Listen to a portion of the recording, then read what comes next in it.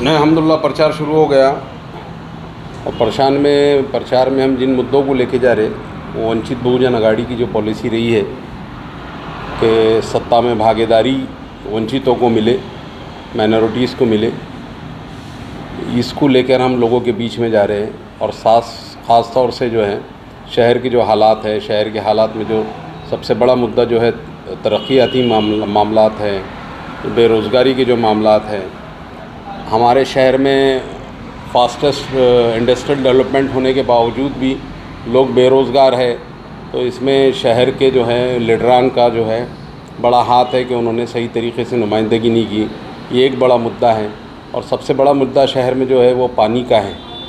पानी जो है इस वक्त हमारे शहर में 8 दिन 10 दिन आड़ पानी आ रहा। वो पानी को हम कितने जल्द से जल्द जो है यहाँ पर लेके आ सकते हैं शहर में, और लोगों को जो है पानी कितनी जल्दी मुहैया करा सकते हैं। ये ऐसे मुद्दे हैं शहर के जिनको हम लेके अवाम के बीच में जा रहे हैं और अवाम से गुजारिश कर रहे हैं कि वंचित बहुजन अघाड़ी के उम्मीदवार को आप कामयाब करिए।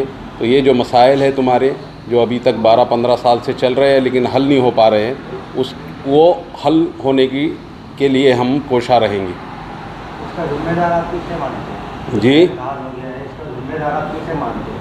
उन लीडरान को मानते हैं जिन्होंने जो है यहाँ पर जो है नुमाइंदगी की, लेकिन नुमाइंदगी का हक़ अदा नहीं किया।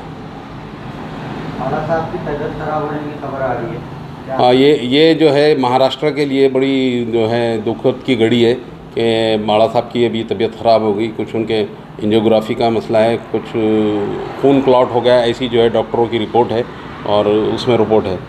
हमारे लिए भी बहुत सैड न्यूज़ है, इसलिए कि हमारे लिए जो बहुत ज़्यादा प्रचार के लिए हमारे को अभी प्रॉब्लम आने वाला है कि कम लोग रहेंगे। बाड़ा साहब की मौजूदगी हमारे लिए एक ताकत का ज़रिया बनती है हर वक्त, और जितने लीडरान हैं उनको एक नई तक़वियत मिलती, एक नई ग़िज़ा मिलती कि वो जो है अवाम के बीच में पूरी अपनी तवानाई के साथ जाओ।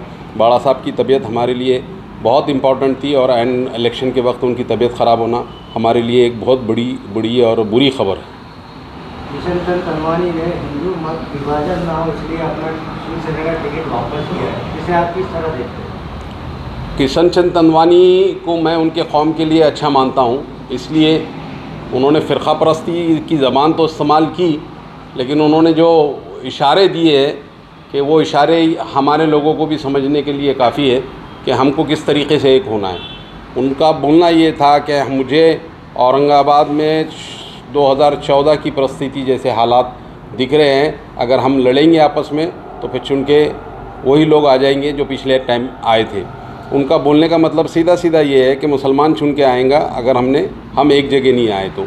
वो अपनी कौम को एक जगह करने की कोशिश कर रहे थे, लेकिन उसमें उन्होंने जो मुसलमान का अल्फाज इस्तेमाल करा वो जो है फ़िरक़ा परस्ती की बू उनके पास से आ रही है, क्योंकि ये वही लोग हैं जिन्होंने इस शहर में सबसे ज़्यादा फ़िरक़ा परस्ती फैलाई थी। ये वही लोग हैं जो क्रांति चौक की मस्जिद को जो है हटाने की बात करते थे। ये वही लोग हैं जिन्होंने जो है औरंगाबाद का नाम तब्दील कर दिया। ये वही लोग हैं जिन्होंने औरंगज़ेब की ख़बर को उखाड़ने की कोशिश करते हैं। ये फ़िरक़ा परस्त लोग ये एक जगह आने की कोशिश कर रहे हैं।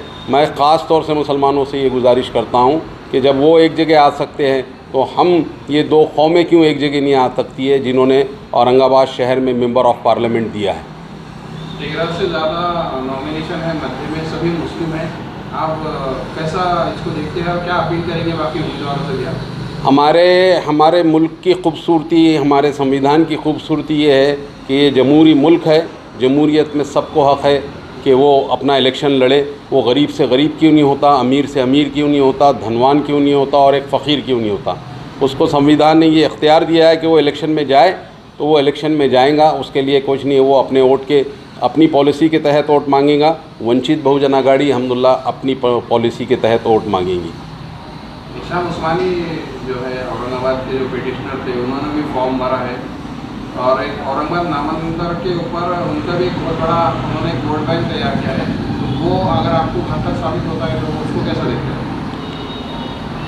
हाशिम उस्मानी साहब से हम बात करेंगे इंशाअल्लाह कि हालात बड़े नाजुक है। पिछली वक्त भी जो है ऐसी हालात आए थे तो मुझे उलमा कराम ने कहा था कि भाई जावेद कुरैशी आप बैठ जाइए, इसलिए कि अब आप अगर आज़ाद फॉर्म भरते हैं तो मिल्लत में जो है इंतशार का शिकार होने के अंदेशे ज़्यादा है, लिहाजा उलमा कराम के बोलने पे मैंने वो फॉर्म वापस ले लिया। अब हम कोशिश करेंगे कि हाशिम उस्मानी साहब जो है बहुत सुलझे हुए इंसान हैं, अच्छे पॉलिटिशियन हैं और बहुत अच्छा काम किया उन्होंने। औरंगाबाद नाम अंतर के ऊपर उनका बहुत बड़ा कंट्रीब्यूशन है, इससे हम इनकार नहीं कर सकते। लेकिन फिर भी हम कोशिश ये करेंगे कि आपको अगर ऐसा लग रहा है कि कोई उम्मीदवार जो है दो समाजों को जोड़ के आगे बढ़ने की कोशिश कर रहा है तो उसके हक़ में जो है उन्होंने अपना नाम वापस ले। ये ऐसी हमारी गुजारिश उनसे रहेंगी और हम इंशाअल्लाह जाके उनसे मुलाकात भी करेंगे। शहर के कुछ अहम लोगों को उनके पास भेजने की कोशिश करेंगे कि इस बार जो है आप जो है इंतशार का शिकार ना बने, जैसा लास्ट टाइम जो है मुझको कहा गया था कि तुम इंतशार की वजह बन रहे हो। अब हम कोशिश करेंगे, ये ऐसे बहुत सारे लोग हैं जो दूसरे उनके सबके पास जाके कि अब वो इंतशार की राह छोड़ दिए।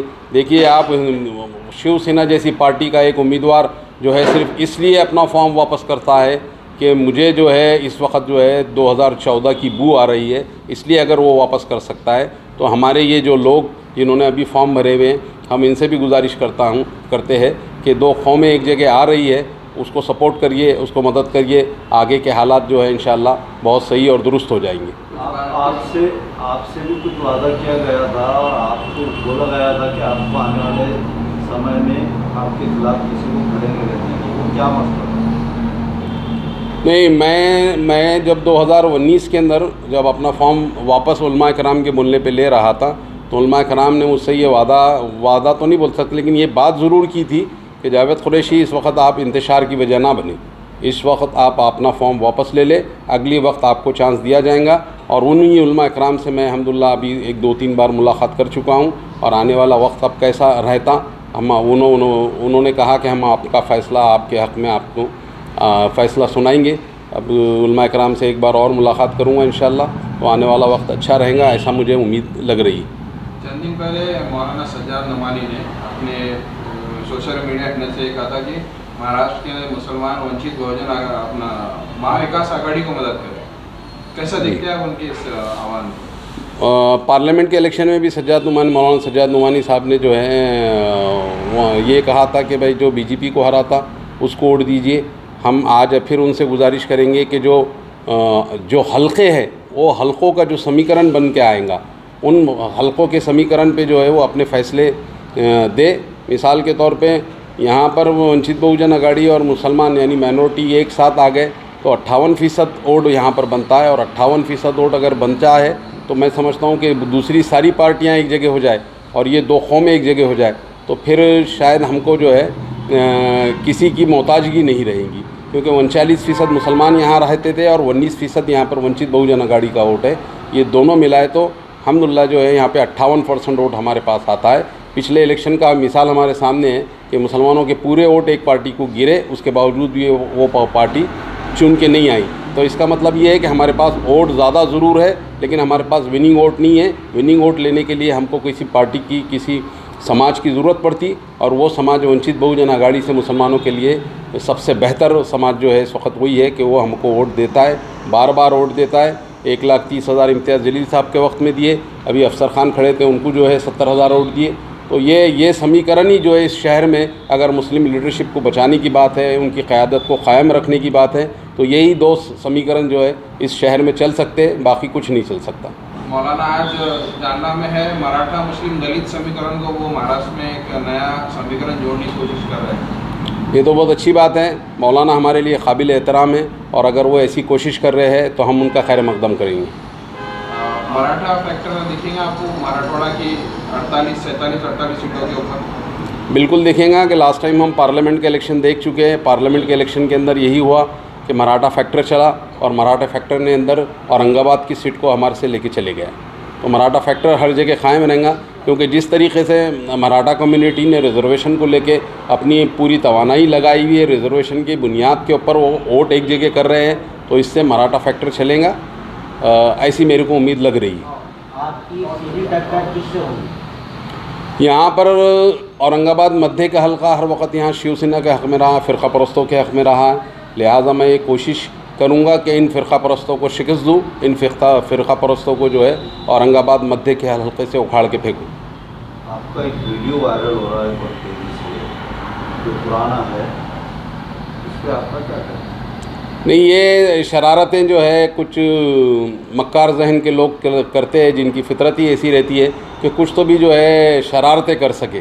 तो वो शरारतों में इससे पहले भी हम देखे, पार्लियामेंट के टाइम पे अफसर खान के साथ भी ऐसी शरारत हुई थी, और ये तो अभी से शुरू हो गया। यानी उनकी बौखलाहट का नतीजा आप देख सकते हैं कि वो अभी इलेक्शन शुरू भी नहीं हुआ पूरी तरीके से, और उनकी जो है ये मक्काराना हरकतें अभी से चालू हो गई है। तो मैं इस पे ज़्यादा ध्यान नहीं दे रहा। लोगों को समझ में आता है कि नहीं है, कि पुरानी है। मुझे भी बहुत काफ़ी फ़ोन कॉल्स आ रहे हैं कि आप बैठ गए क्या, आप बैठ गए था।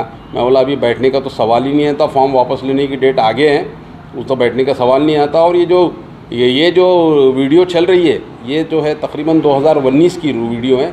जब बुड्डी लाइन के अंदर जब मैंने फॉर्म वापस ले लिया, तो बुड्डी लाइन के अंदर मेरा इस्तकबाल रखा गया था, और उसमें मौलाना हाफिज़ इकबाल अंसारी साहब और अब्दुल रशीद मदनी साहब वहाँ मौजूद थे, क्योंकि उनके इसरार के ऊपर जो है उन पूरे उलमा कराम को जमा करके उनके इसरार पर जो है मुझको बिठाया गया था। तो ये वीडियो वो है। तो मैं अवाम से ये गुजारिश करता हूँ कि ये वीडियो के ऊपर ध्यान ना दे।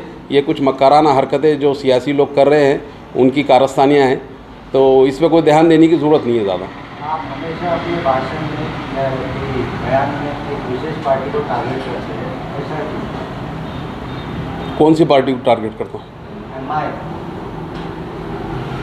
MIM को टारगेट करने की जैसी कोई चीज़ रही तो करेंगे इंशाल्लाह। देखो, कोई भी सियासी पार्टी को टारगेट जब भी किया जा सकता जब उनके अंदर गलतियां हो जाती है, या वो जो है अपनी क़यादत सही तरीके से निभाते नहीं है, तो उस टाइम तो टारगेट करना चाहिए ना। वो तो कोई आम इंसान ने भी उनसे पूछना चाहिए कि आपने इस वक्त ये करना चाहिए था, ये नहीं करके ये क्यों किया। तो लीडर जो है वो अवाम का पाबंद रहता है, वो जवाबदेह है अवाम को, क्योंकि इक़्तिदार में बिठाने के लिए उसको अवाम ही चुन के देती है। तो अवाम ही उससे सवाल करेंगी। और मैं जब भी अगर कोई सवाल करता हूँ तो एक आम नागरिक की हैसियत से मैं सवाल करता हूँ, कोई लीडर की हैसियत से नहीं।